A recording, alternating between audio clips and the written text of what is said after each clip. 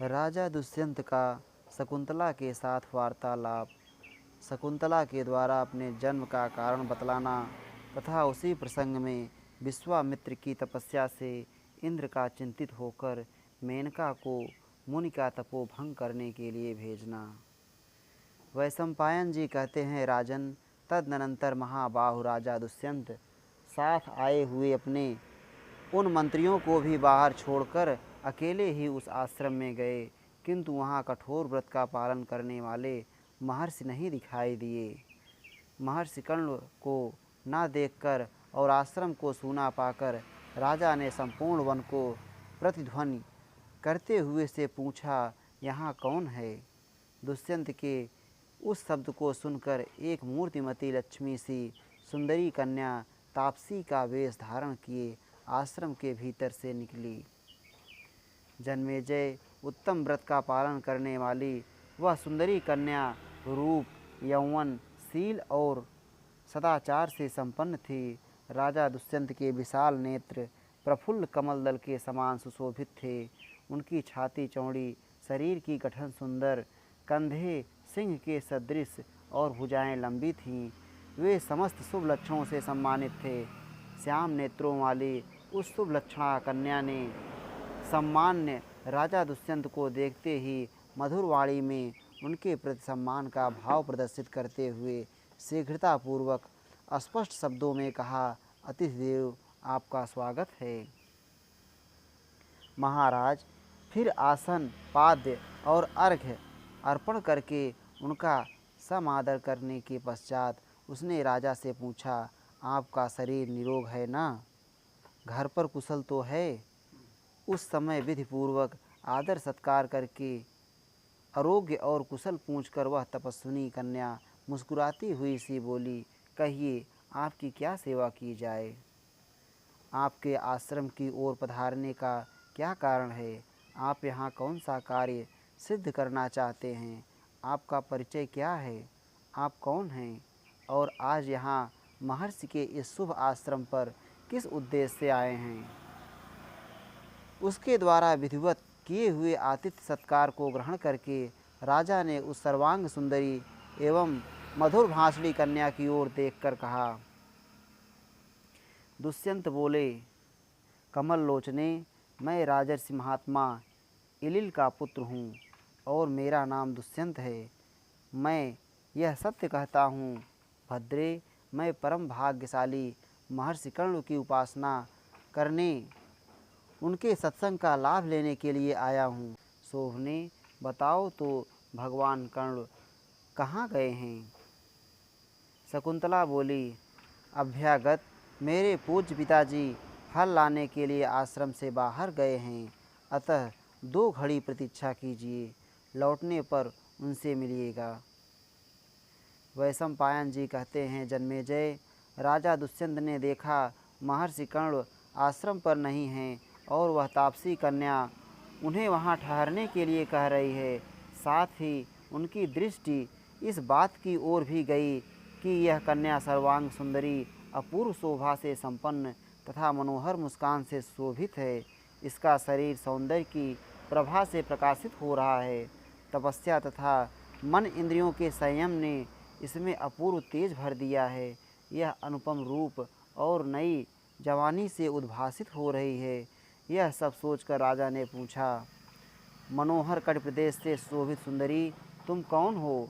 किसकी पुत्री हो और किस लिए इस वन में आई हो? शोभने, तुमने ऐसे अद्भुत रूप और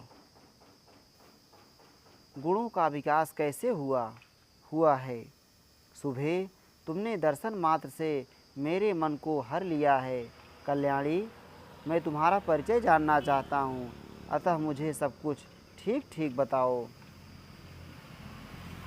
हाथी की सूंड के समान जांघों वाली मतवाली सुंदरी, मेरी बात सुनो। मैं राजर्षि कुरु के वंश में उत्पन्न राजा दुष्यंत हूँ। आज मैं अपनी पत्नी बनाने के लिए तुम्हारा वरण करता हूँ। क्षत्रिय कन्या के सिवा दूसरी किसी स्त्री की ओर मेरा मन कभी नहीं जाता। अन्य ऋषपुत्रियों, अपने से भिन्न वर्ण की कुमारियों तथा पराई स्त्रियों की ओर भी मेरे मन की मन की गति नहीं होती। मधुर भांसड़ी, तुम्हें यह ज्ञात होना चाहिए कि मैं अपने मन को पूर्णतः संयम में रखता हूँ। ऐसा होने पर भी तुम पर मेरा अनुराग हो रहा है, अतः तुम क्षत्रिय कन्या ही हो। बताओ तुम कौन हो? भीरू, ब्राह्मण कन्या की ओर आकृष्ट होना मेरे मन को कदापि सह नहीं है। विशाल नेत्रों वाले सुंदरी, मैं तुम्हारा भक्त हूँ। मैं तुम्हारा भक्त हूँ, तुम्हारी सेवा चाहता हूँ, तुम मुझे स्वीकार करो। विशाल लोचने, मेरा राज्य भोगो, मेरे प्रति अन्यथा विचार ना करो, मुझे पराया ना समझो। उस आश्रम में राजा के इस प्रकार पूछने पर वह कन्या हंसती हुई मिठास भरे वचनों में उनसे इस प्रकार बोली। महाराज दुष्यंत, मैं तपस्वी, धृतिमान, धर्मज्ञ तथा महात्मा भगवान कर्ण की पुत्री मानी जाती हूँ। राजेंद्र, मैं परतंत्र हूँ। कश्यप नंदन महर्षि कर्ण मेरे गुरु और पिता हैं। उन्हीं से आप अपने प्रयोजन की सिद्धि के लिए प्रार्थना करें। आपको अनुचित कार्य नहीं करना चाहिए। दुष्यंत बोले, महाभागे, विश्ववंद्य कर्ण तो नैष्ठिक ब्रह्मचारी हैं। वे बड़े कठोर व्रत का पालन करते हैं।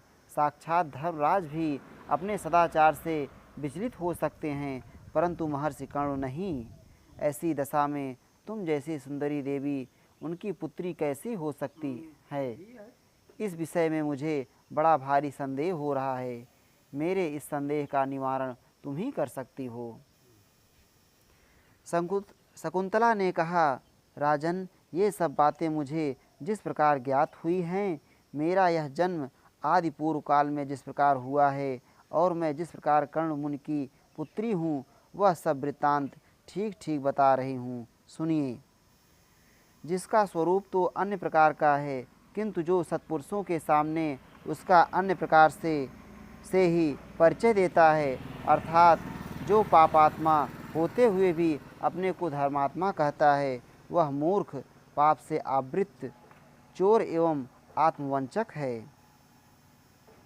पृथ्वीपते, एक दिन किसी ऋषि ने यहाँ आकर मेरे जन्म के संबंध में मुनि से पूछा। कश्यप नंदन, आप तो ऊर्ध्वरेता ब्रह्मचारी हैं, फिर यह शकुंतला कहाँ से आई? आपसे पुत्री का जन्म कैसे हुआ? यह मुझे सच सच बताइए। उस समय भगवान कर्ण ने उससे जो बात बताई वही कहती हूँ, सुनिए। कर्ण बोले, पहले की बात है, महर्षि विश्वामित्र बड़ी भारी तपस्या कर रहे थे। उन्होंने देवताओं के स्वामी इंद्र को अपनी तपस्या से अत्यंत संताप में डाल दिया।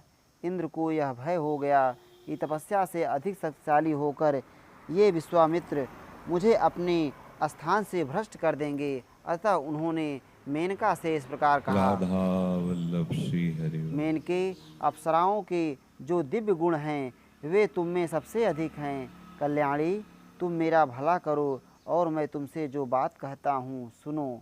वे सूर्य के समान तेजस्वी महातपस्वी विश्वामित्र घोर तपस्या में संलग्न हो मेरे मन को कंपित कर रहे हैं। सुंदरी मेनके, उन्हें तपस्या से विचलित करने का यह महान भार मैं तुम्हारे ऊपर छोड़ता हूँ। विश्वामित्र का अंतःकरण शुद्ध है, उन्हें पराजित करना अत्यंत कठिन है और वे इस समय घोर तपस्या में लगे हैं। अतः ऐसा करो जिससे वे मुझे अपने स्थान से भ्रष्ट ना कर सकें। तुम उनके पास जाकर उन्हें लुभाओ, उनकी तपस्या में विघ्न डाल दो और इस प्रकार मेरे विघ्न के निवारण का उत्तम साधन प्रस्तुत करो। वरारोहे, अपने रूप, जवानी, मधुर स्वभाव, हाव भाव, मंद मुस्कान और सरस वार्तालाप आदि के द्वारा मुनि को लुभाकर उन्हें तपस्या से निवृत्त कर दो। मेनका बोली, देवराज, भगवान विश्वामित्र बड़े भारी तेजस्वी और महान तपस्वी हैं। वे क्रोधी भी बहुत हैं। उनके स्वभाव को आप भी जानते हैं। जिन महात्मा के तेज, तप और क्रोध से आप भी उद्विग्न हो उठते हैं, उनसे मैं कैसे नहीं डरूंगी। विश्वामित्र ऋषि वे ही हैं जिन्होंने महाभाग महर्षि वशिष्ठ का उनके प्यारे पुत्रों से सदा के लिए वियोग करा दिया, जो पहले क्षत्रिय कुल में उत्पन्न होकर भी तपस्या के बल से ब्राह्मण बन गए, जिन्होंने अपने शौच स्नान की सुविधा के लिए अगाध जल से भरी हुई उस दुर्गम नदी का निर्माण किया, जिसे लोक में सब मनुष्य अत्यंत पुण्यमयी कौशिकी नदी के नाम से जानते हैं। विश्वामित्र महर्षि वे ही हैं जिनकी पत्नी का पूर्व काल में संकट के समय शापवश व्याध बने हुए धर्मात्मा राजर्षि मतंग ने भरण पोषण किया था। दुर्भिक्ष बीत जाने पर उन शक्तिशाली मुनि ने पुनः आश्रम पर आकर उस नदी का नाम पारा रख दिया था। सुरेश्वर उन्होंने मतंग मुनि के किए हुए उपकार से प्रसन्न होकर स्वयं पुरोहित बनकर उनका यज्ञ कराया, जिसमें उनके भय से आप भी सोमपान करने के लिए पधारे थे। उन्होंने ही कुपित होकर दूसरे लोक की सृष्टि की और नक्षत्र संपत्ति से रूठकर प्रतिश्रवण आदि नूतन नक्षत्रों का निर्माण किया था। ये वे ही महात्मा हैं जिन्होंने गुरु के शाप से हीनावस्था में पड़े हुए राजा त्रिशंकु को भी शरण दी थी। उस समय यह सोचकर कि विश्वामित्र ब्रह्मर्षि वशिष्ठ के शाप को कैसे छुड़ा देंगे, देवताओं ने उनकी अवहेलना करके त्रिशंकु के यज्ञ की वह सारी सामग्री नष्ट कर दी। परंतु महातेजस्वी शक्तिशाली विश्वामित्र ने दूसरी यज्ञ सामग्रियों की सृष्टि कर ली तथा उन महातपस्वी ने त्रिशंकु को स्वर्गलोक में पहुंचा ही दिया। जिनके ऐसे ऐसे अद्भुत कर्म हैं, उन महात्मा से मैं बहुत डरती हूँ। प्रभो, जिससे वे कुपित हों, मुझे भस्म न कर दे, ऐसे कार्य के लिए मुझे आज्ञा दीजिए। वे अपने तेज से संपूर्ण लोकों को भस्म कर सकते हैं, पैर के आघात से पृथ्वी को कपा सकते हैं, विशाल मेरु पर्वत को छोटा बना सकते हैं और संपूर्ण दिशाओं से तुरंत उलटफेर कर सकते हैं। ऐसी प्रज्वलित अग्नि के समान तेजस्वी, तपस्वी और जितेंद्रीय महात्मा का मुझ जैसी नारी कैसे स्पर्श कर सकती है। सूर्यश्रेष्ठ, अग्नि जिनका मुख है, सूर्य और चंद्रमा जिनकी आँखों के तारे हैं और काल जिनकी जिह्वा है, उन तेजस्वी महर्षि को मेरी जैसी स्त्री कैसे छू सकती है। यमराज, चंद्रमा, महर्षिगण, साध्यगण, विश्वदेव और संपूर्ण वालखिल्य ऋषि, ये भी जिनके प्रभाव से उद्विग्न रहते हैं, उन विश्वामित्र मुनि से मेरी जैसी स्त्री कैसे नहीं डरेगी। सुरेंद्र, आपके इस प्रकार वहाँ जाने का आदेश देने पर मैं उन महर्षि के समीप कैसे नहीं जाऊंगी, किंतु देवराज, पहले मेरी रक्षा का कोई उपाय सोचिए, जिससे सुरक्षित रहकर मैं आपके कार्य की सिद्धि के लिए चेष्टा कर सकूं। देव, मैं वहां जाकर जब क्रीड़ा में निमग्न हो जाऊं, उस समय वायुदेव आवश्यकता समझकर मेरा वस्त्र उड़ा दें और इस कार्य में आपके प्रसाद से कामदेव भी मेरे सहायक हों। जब मैं ऋषि को लुभाने लगूं, उस समय वन से सुगंध भरी वायु चलनी चाहिए। तथास्तु कहकर इंद्र ने जब इस प्रकार व्यवस्था कर दी, तब मेनका विश्वामित्र मुनि के आश्रम पर गई। इस श्री महाभारते आदि पर्वणि संभव पर्वणि शकुंतलोपाख्याने 1/7 अध्याय। इस प्रकार श्री महाभारत आदि पर्व के अंतर्गत संभव पर्व में शकुंतलोपाख्यान विषयक 71वां अध्याय पूरा हुआ। श्री राधा वल्लभ लाल की जय।